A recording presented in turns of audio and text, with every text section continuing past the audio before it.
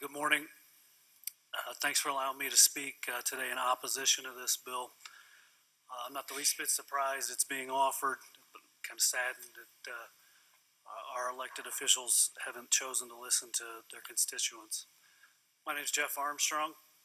I'm incredibly blessed to be the father of 3 kids. I've got a daughter at Purdue, a son at Ball State, and I've got a 7th grader at Noblesville West Middle School, and I apologize for being nervous. This is a little bit out of my comfort zone. On May 25th last year, my family's world changed, as did our communities. Personally, I was driving to a meeting on the southeast side of Indianapolis, and my phone started going off and getting notifications that something was happening at Noblesville High School. So I notified my wife, and her response was, let's watch it. Not even a minute later, my phone rings, and now it's my wife calling me. She's screaming into the phone, "It's Zach's school. It's our son's school. There's a shooter in his school." That was one phone call, lasted 30 seconds. It'll never leave me, and it changed my life forever. Since my time's brief, I will say that my family, we were reunited 3 to 4 hours later.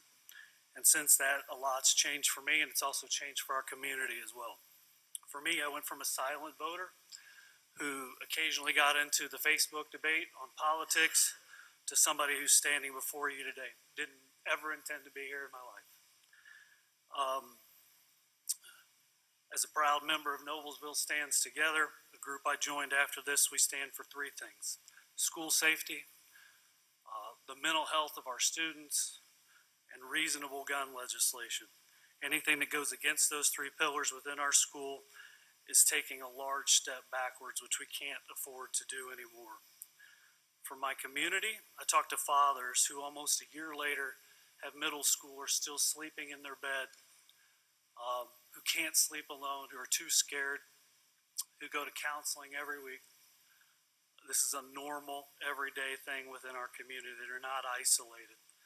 Now, I'm not a lawyer, but it looks to me like when I read this that this was written to hide behind its language. I don't see a single thing here that protects my son in school. I don't see anything here that protects my niece, who's a Spanish teacher in Westfield, that protects my sister, who's a math teacher in Zionsville, or my brother-in-law, who's a high school principal. To normal, reasonable parents and families, this bill creates more opportunity for harm, not less.